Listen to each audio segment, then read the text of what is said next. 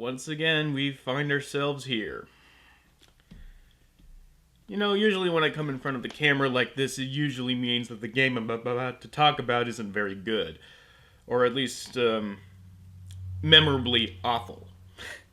I did this for Dead to Rights Retribution, and of course I did this for Catherine, and, well, now I'm here with Resident Evil 6.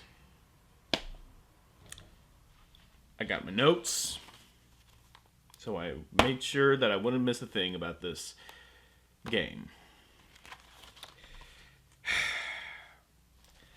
I don't want to be in front of the camera when I'm talking about games. I really and sincerely, truly don't. Because there's enough people on the internet that do this, and do this way better than I can. Where, they get in front of the camera and just, talk about a game that pisses them off. Because, they can summon up that vitriol and summon up that, that bitterness and that bile almost like it's second nature to them. And I'm not that kind of person. I mean, I'll hate games, as most of you know. I'll hate games, but it's not that kind of hatred. It's sort of like, god damn, you just wasted my time, and just, I put the game away and I completely forget about it, and I'll bring it up in conversation if people ask me about it, and that's the extent of my relationship with the games that I hate. I'm not that kind of person to, lay back, and if you're expecting me to come onto the camera and scream out betrayal for the series, yeah, I'm not going to do that either. I'm going to be like Jeff Daniels in Looper. I mean, I'm not gonna smash the game with a ball peen hammer. I'm just here to talk. I'm just here to explain why this game is in every way a complete failure, and really just doesn't anger me so much as it disappoints me. Yeah, and that always seems to be worse, doesn't it? Oh god. I guess I should start with my own little history with the Resident Evil series, just so you know where I'm coming from.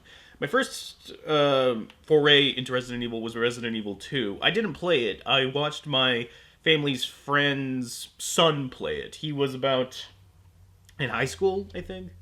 Yeah, he was about in high school, and I was about 8 at the time. I remember because it was the summer the summer before I went to 3rd grade. So, would have been 7 or 8. And all right, Resident Evil 2, looking, with my adult mindset, isn't scary at all. But to a 7 or 8-year-old, that is some scary stuff. Zombies weren't, passe as they are nowadays. And, they had, like, guts and gore and blood, dripping out their faces. And people are being eaten alive. And and the giant spiders especially. The giant spiders in the sewer. No. Oh, God. That scared me as a kid. And I remember for a few days I was just, like, shuddering in my bed, just, like, worrying about zombies attacking me. Especially since where I lived at the time, there was a cemetery not 2 blocks away from where I lived. So that didn't help things at all. But eventually I got over it. And, but I kind of avoided the Resident Evil games because, like, childhood fear and everything. Up until, one of my friends let me borrow his copy of Resident Evil Code Veronica. And, I don't know what was in me, but I was just like, I gotta conquer my childhood fears, and I beat the game, and I wasn't scared at all. And then, I beat the game, and, like, there was something inside me that, like, there was something inside me that had, like, a sense of closure, I suppose is the word.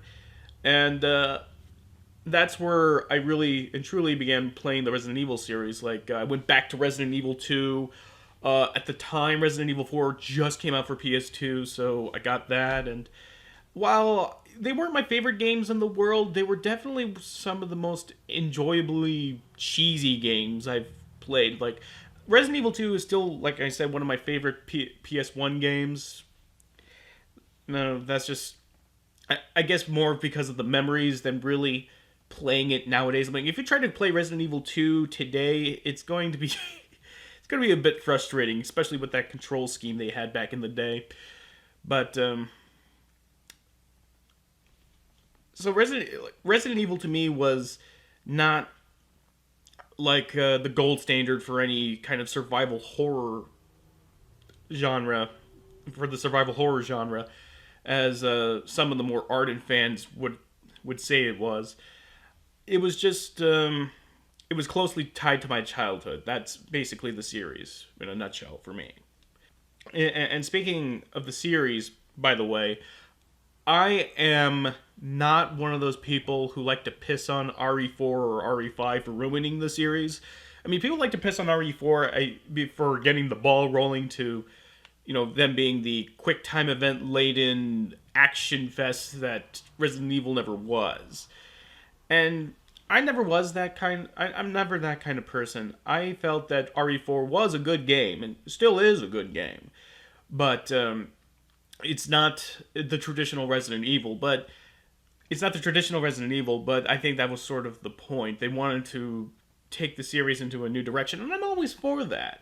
And I felt that where they took it was actually pretty nice. I mean, it still wasn't scary, but at least it was different, and at least they added some new things that I liked.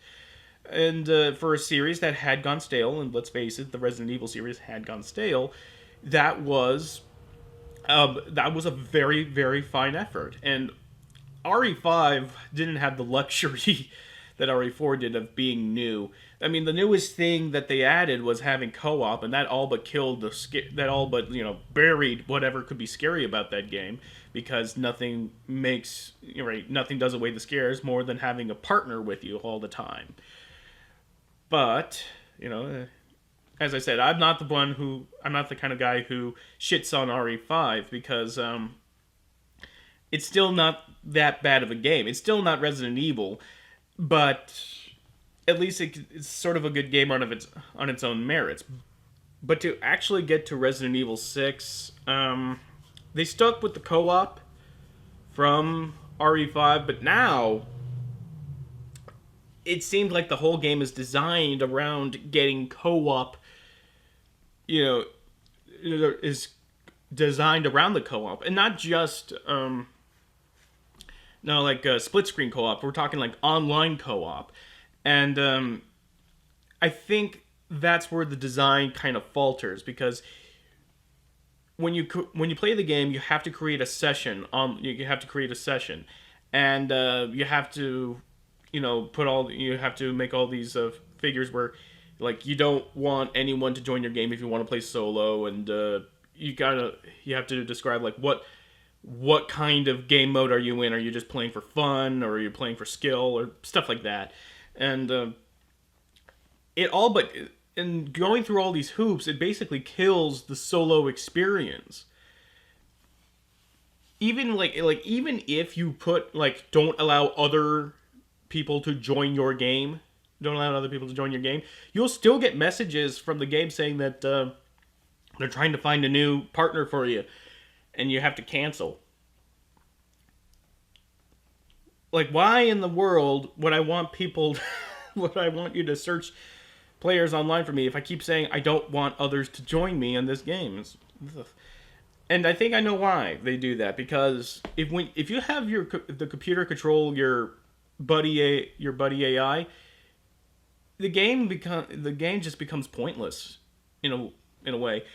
When the AI controls your other partner, they never run out of bullets, and they never are injured. There is no point in helping them if they're attacked by zombies. No point whatsoever. They're going to be fine. Don't worry about that. They're basically there to bail you out just in case you get surrounded by zombies. So, you can let them take all the hits and take all the the aggro from the zombies, and you can just kind of lay back and look for ammo. That kind of defeats the purpose of the game now, doesn't it? I mean, it just sort of, I wouldn't say cheapens it, but it definitely makes it easier. But it doesn't make the game totally easy, because you're still relying on that AI, which is good for the most part, but when it is bad, it is horrendous. Like, I can't tell you how many times where I'm trying to enter the next area, and the AI is stuck in a corner of the door, it can't get to where I am, so that way we can progress. And I can't tell you how many times I died because of that little weirdness. Like there's this one area in Leon's story where you have to enter the church.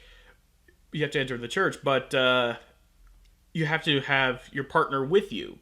But you're completely surrounded by zombies, and zombies are going to keep coming. You can't just kill them and then enter. They're just going to keep respawning. They're just going to have more come in. So you have to get inside the church. Well, the thing is, while you're trying, like, you're at the church door, it's like, come in, get in. And it's like, you call out to your partner, like, hey, open this door or we're going to be killed.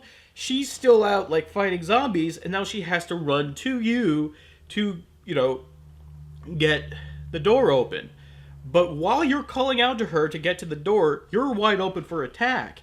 And if you're attacked, the animation is interrupted and the command is canceled. So you're in this continuous loop of trying to fend off zombies, getting to the door, waiting for her, getting attacked, and eventually you'll die because you keep getting cheap shotted. I can't tell you how many times I died at this point because of this really, really awful AI. I mean, it shouldn't be enough that I got to this point in the fight and I go up to the door and press the button. I have to wait for the AI to get off its ass and do the same. I mean, I get that point if it's if another person was controlling the character, but not when it's a computer controlled AI. I mean, what's the point of waiting for it? It's so the solo experience is completely ruined in that regard. I mean, it's not scary. The game series has long since not been scary, and this new direction with this co-op that they're trying to do is, you might as well. It's basically you might as well. It's a co-op game now. It truly is a co-op game, and the solo experience is pretty much forgotten. And like another confusing design is that the menu doesn't pause the game. I get that because it's a co-op game. It's a co-op minded game, so you can't exactly pause the action when another person is kind of walking around. So the menu is in real time. I mean, nothing is frozen when you're going through the menu. The thing is, when you're picking up health, like herbs and stuff like that, you can't use the herbs from the menu. Like, they have this little quick button function where the herbs that you gather are equipped to, like, the right shoulder button, and you can just pop them in by just pressing the right shoulder button. Okay, that's pretty convenient, but the fact is, like, in order for you to get the herbs to the case where you can use the right shoulder button, you have to go through the menu and then equip them into that inventory slot. And that's not exactly possible when you're under the gun and running away from, like, a boss. Like, if you have no more herbs in the inventory slot and you find an herb, like, on the other end of the arena that are in the enclosed area where, like, some big old boss is just, wrecking shit, you could, if you run over to that herb and pick it up, you can't use it. You have to go through the menu and go through all the submenus and then equip it to the inventory slot so that way you can use it. But while you're equipping, you're open for attack. It's not enough that I picked it up. I have to equip it now? And I don't... It's like the game is tying one arm behind your back when it's, whether it's the AI or like this inventory slot bullshit. It's like the game is tying one arm behind your back and it's expecting you to juggle. I know when I say that the Resident Evil story has never been too impressive, or not impressive, but it's always been stupid. Let's be honest here. The Resident Evil story has always been kind of So when I say, like, the story is insultingly stupid, I don't think it actually really captures I don't think it really actually captures the sentiment that I'm trying to go for. It's like, yeah, the Resident Evil story has always been stupid, but now it seems like not only is it stupid, it doesn't care that it's stupid, and it's actually insulting the player with its own stupidity. I'm going to go into spoiler territory, so if you're going to completely ignore the message of this sure to be 30-minute long vlog, then, and you don't want anything spoiled, just shut it down now. But, or if you don't care, or if you thought about playing the game but got to this point in the vlog and don't want to play it anymore, here it is. The Leon story, by the way, the whole story is split up into 3 parts, and you have to play all 3 parts to get the full context of the story, whatever context there was. And Leon's story begins with the president being dead, having died, and so him and another government agent are running away from the main bad guy of the game, or at least the main bad guy of Leon's story, and he's a government figurehead, and he's going to blame Leon and this woman he's with. I completely forget, like Helena, I think. Yeah, her name's Helena. Is blaming Leon and Helena for the bioterrorist attack that made new zombies in the area, and when it's really him, of course. And you go through the game, and you finally confront him, like, why the fuck did you kill the president? And the guy says, because he was going to tell the whole world what happened at Raccoon City. And okay, first of all, why would the president come clean about that? Like, he was going to tell the world about what happened at Raccoon City, about how Umbrella fucked the duck. And just completely, like,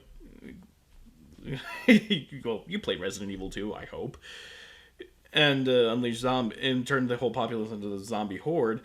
But I don't see the point in telling the world about Raccoon City, like 10 years. I don't know. Let's see. It's 2013. The game is set in 2013, so I forgot what the video game history is like. But basically, it's a little too late at this point. So the president is going to tell the world what happened in Raccoon City, and he couldn't have it because then America would have lost its position as a world power. Blah, blah, blah. And gone. And so he killed the president to ensure that he never spills the beans, basically. So you kill him in a very extended final fight. I mean, the guy... I'll say this about the Resident Evil series that I never liked. It doesn't know when to end. It doesn't know when the game has reached a final climax and everything feels has a resolution. None as badly as Resident Evil 6, where like the final boss just seems to, like, you fight the final boss, I think, of grand total of 5 different encounters, I want to say. It's like, enough is enough. Jesus Christ. So you finally defeat the boss. Helena's visiting the grave of her sister, and Leon approaches her and gives her a gun, saying, like, wait, what are you doing this for? I thought I was kicked out of... It was kicked out of the enforcement agency because blah, blah, blah. And they said, like, oh, we figured that it was unfair to charge you for his crime, like the bad guy's crimes. And, but, like, what about, like, everything I did? It said, and Leon says to her, like, it's best if we kept that under wraps. The president would understand. Or something like that. I'll play you the clip, like, right now. What? But I assisted in the attack. The investigating commission have reviewed the evidence and feel it unjust to hold you liable for Simmons' crime. They will also not be disclosing their findings to the public. But the president would have done the same. Leon! He would never keep that under wraps. That's the whole point of why he died. He was going to spill the beans about Raccoon City. Like, why do you think he...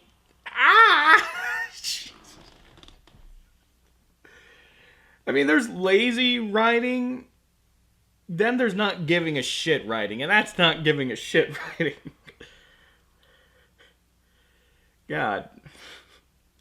Another thing that people love to shit on about the current Resident Evil series is the fact that the QuickTime events are back in full force, basically. The QuickTime events, people are so fucking sick of them. I've never been one to, throw QuickTime events under the bus because I feel like it can be used properly. I feel like they can be a good mechanic for a game, but you just gotta... Right, one, you can't use them as some kind of throwaway design flaw. You can't do what, like, the first Uncharted did. That doesn't work. You have to make them integral to the game, and you also have to make sure that they're not tedious. I mean, like, Asura's Wrath was tedious because, though the game was designed around the QuickTime events, what you were doing was just so tiring and so mechanically inclined that you lost all interest. I mean, this was the game for Asura's Wrath. This is just Asura's Wrath all the time, just mashing square or mashing X or mashing whatever button it told you to mash. And the same thing goes with Resident Evil 6. Like, all the QuickTime events they'll have you do is, like, they'll do timed QuickTime events. Like, you have to press X, but only when, like, a marker is over a highlighted part of the event. So now do you have to, not only do you have to have the presence of mind to press the right button, but you have to have the presence of mind to press the right button at the right time, at the time it says you to do it. And I kind of like that, all right, but some of the inputs they have you do, I cannot get on board with at all. And whenever you're climbing, they'll have you climb something. They'll do the whole L1 R1 L1 R1. This is not all right. Every game designer out there, like, if this vlog can reach you, do not put this in your game. This is not fun. This is when you're doing this for like a minute, as like Resident Evil 6 will have you do. You can do this for like a full minute, and like, it is not fun, all right? It's not fun. It's not challenging. It's tedious, all right? We don't want to just You're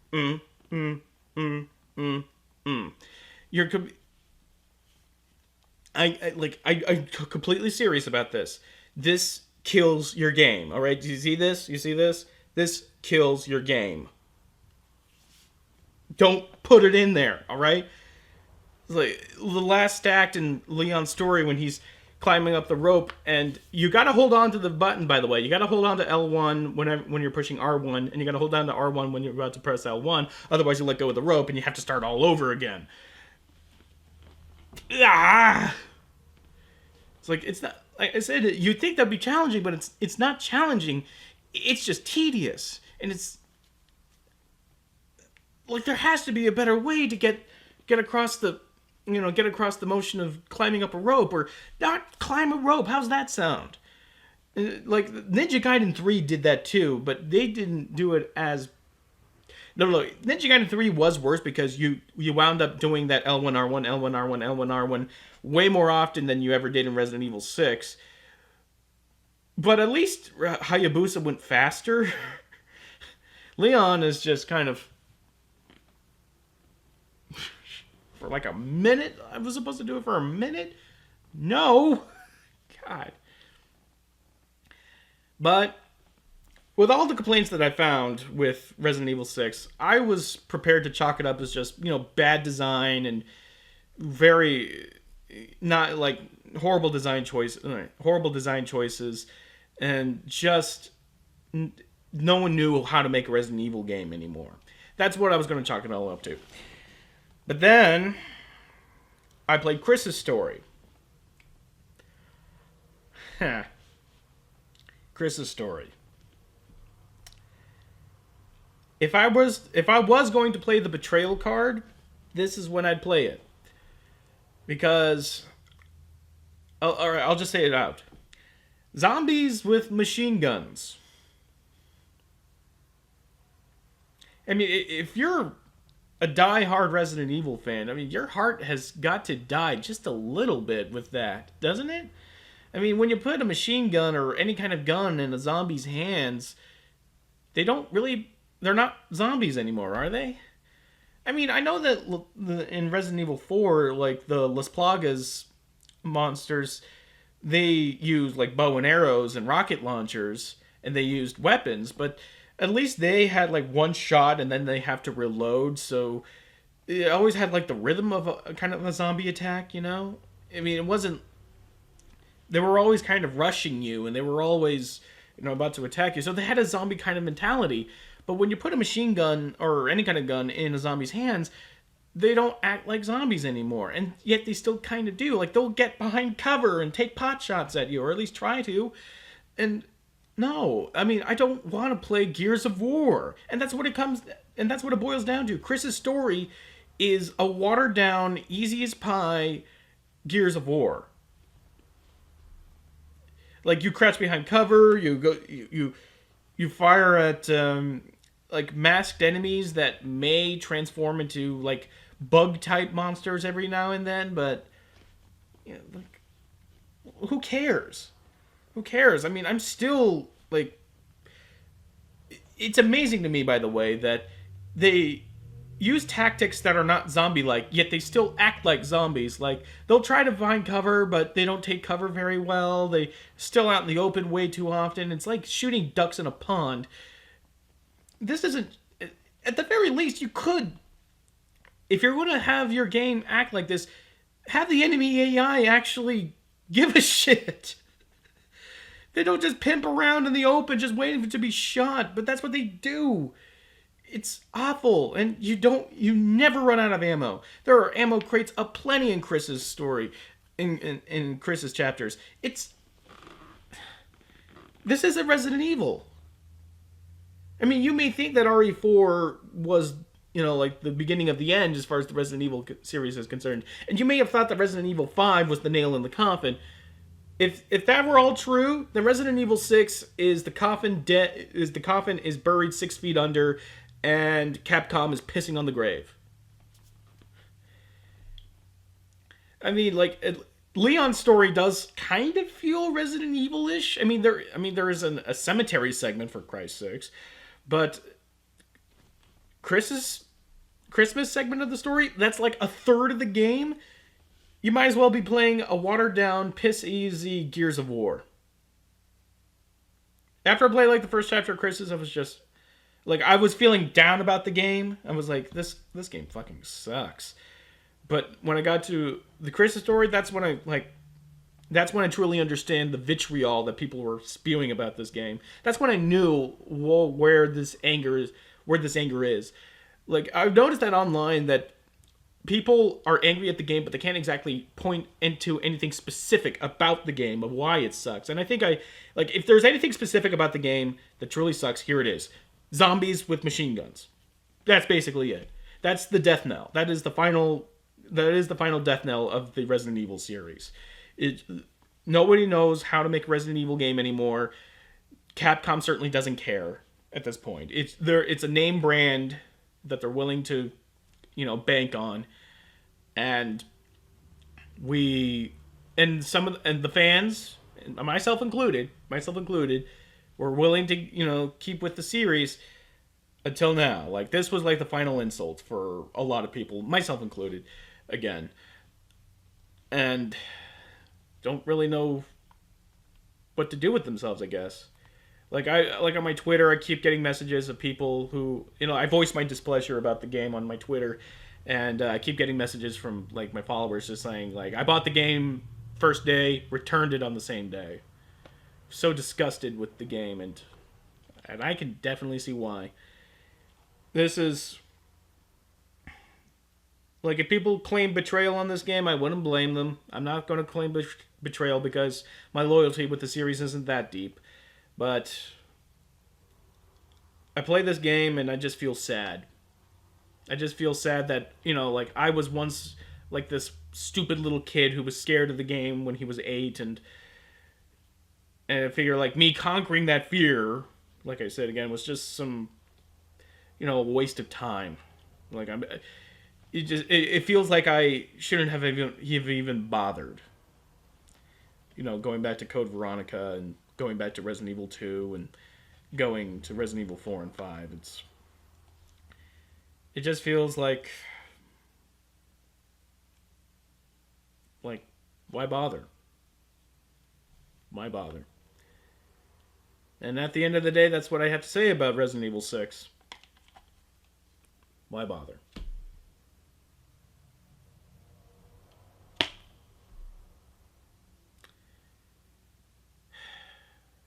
Keep playing Borderlands 2, though. I mean, I'm still playing Borderlands 2, and I'm still having a great time with that. Don't play Resident Evil 6. Keep playing Borderlands 2.